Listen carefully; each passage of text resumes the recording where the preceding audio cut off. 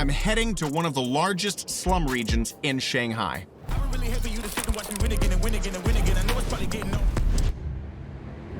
Yeah, you guys, I've seen all kinds of slums in my time, but these are something else. They're genuinely ghost slums. I mean, like slums where you very, very rarely ever see people walking around in them. They're half inhabited. I'd say they're 10% inhabited. It's an abandoned slum town. This region has almost been vacated, genuinely. They've been wanting to build an elite quarter on this site for ages, but there are residents who don't want to leave. A typical situation for Chinese cities. I mean, for real, the Shanghai slums look like they've been hit by a bomb strike. Just take a look. Abandoned furniture, dilapidated homes, these are the ones they've already knocked down. And the buildings that are still standing, people still live in them. They refuse to leave and they keep on living there. You see, there's the hint that this was once a street. There used to be a building here, but naturally it's been demolished. Whereas this building is still here, but it's also up for demolition. There are bicycles for rent just lying all over the place, these ones. People come here, and they leave the bikes, and that's it. No one ever bothers to come here and get them. There's some more bikes there. How many are there? It's like some kind of cemetery for rental bikes. There's another.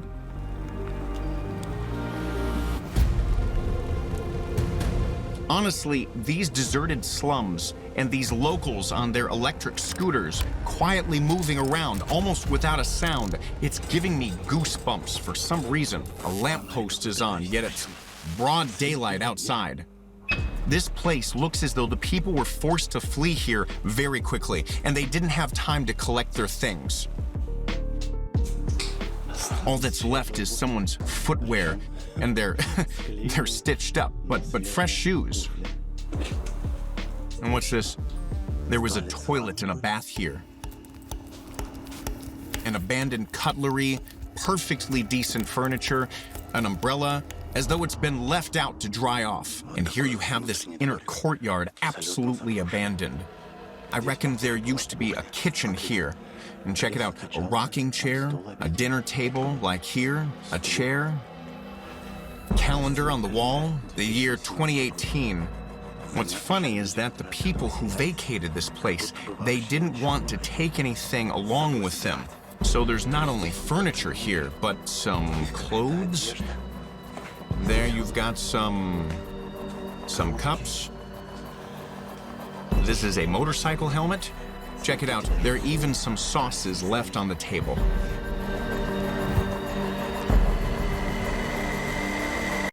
And just look, all of the furniture has been left. An armchair, a table, there are even some cigarettes lying out. A cabinet, a staircase to the second floor. It's wooden. I think if I went up it now, it'd collapse. There are even some sneakers here, oil. They left everything. It's amazing, as though the people fled here, even though there was nothing to run from.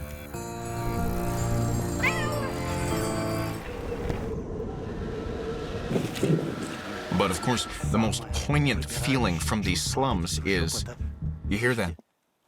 It's the silence. There's not a soul. There are so few people. The slums are usually teeming with people. Usually a huge amount of people live in the slums, especially children. If it's, I don't know, India or Latin America or even Asian countries. But here, you just have semi-vacated slums. It's an incredible feeling of an abandoned city with very rare passers-by on mopeds like this one. Hello. With very rare passers-by on mopeds or people working near their houses. Wow. It's literally, you know, this piercing feeling of, I don't know, not fear, but like you're kind of frozen in place.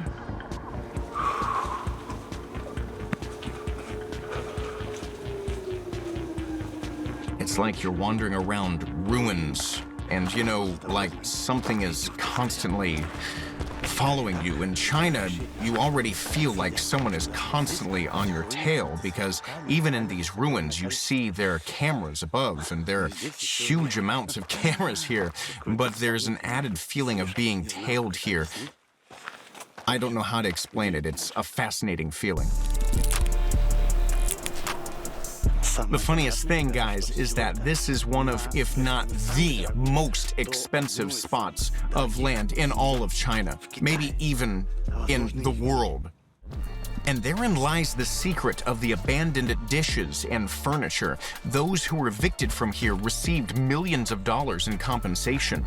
Those who remain here are haggling to get even more money. Also, people have their own mopeds here. These ironclad gates here, they're locked. Electricity is fed here, so these homes are never cut off from electricity. That way, people can carry on living here despite the conditions here not being the best, to put it bluntly. Hello, have you lived here long? 我住10多年了，这是老房子，100多年以前的。 I've been living in this house for more than 10 years. Whoa. And why aren't you being relocated? Wasn't everyone here relocated?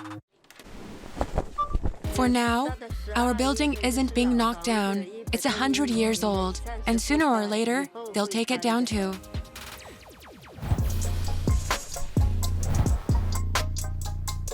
Hello.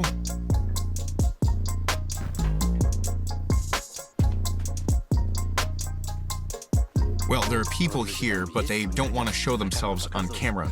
Without the camera, they tell us that they don't want to leave because they haven't been offered a good enough alternative. They have this 2-story house here, and they're simply being offered an apartment where it's too tight for comfort. That's why they'll live in this 2-story building until they're offered a decent option, despite the fact that the entire district has already pretty much vacated, and companies are ready and raring to build new high-rise buildings here, but no, the people wait. I mean, seriously, it is staggering. Essentially, because of a couple of residents, a huge construction site is empty. On the other hand, it's great. It's great that people understand that this is their house and nobody can simply walk in and take it away from them. Even if all around they decide that they need to move, even if they decide to build some very important highway here or something of state necessity, no, they first need to make a deal to offer acceptable conditions to the residents, and then they'll be able to vacate this territory. And there you have it, Communist China. What's funny is that, although these are slums, they're up for demolition. The people here are still renewing everything. So, like, look at this. Obviously an old door, nobody lives here anymore, but opposite you have an apartment door, and you see they've installed a duty-strength metallic cage. And the meter works fine, all the pipes are fresh, there's an air conditioner hanging up above so that it's cool. They've even changed the windows here and put in double glazing. Just check this out here, the state of cleanliness the outside kitchen is in. I mean, this wok pan has been polished till it shines. The stove is spotless. The sink, I mean, naturally, it's an outside sink. It can't be perfect, but it's as clean as it can be here. In China, it's not really a thing to brand these regions of slums as slums. Here, they're referred to as urban villages, or you could perhaps translate it as urban sub-farm housing, because very often the people of these slums have their own gardens. Now take a look, you see they've constructed gardens. They're growing some plants here. Here we've got lettuce. Just imagine a garden in the center of one of the largest megacities in the world, where the land is solid gold. But here's cucumbers or zucchinis growing here, or what else are they growing here? I mean, they genuinely should be made of gold. Also, look, they've made themselves fencing from the construction site, each one for their garden. Look, some eggplants have ripened. A garden with eggplants in the center of the golden city of Shanghai. Guys, if somebody had told me this, I simply wouldn't have believed them, but here it is. It's a garden with eggplants, ripened. So come on down and pick your crops. Just picture it. Apartments here going for millions of dollars and higher. They're building skyscrapers here because there's not enough land. It's the most popular, most famous city in China with its financial center. It's the finance capital. And here, practically in the city center, you've got a garden with ripe eggplants.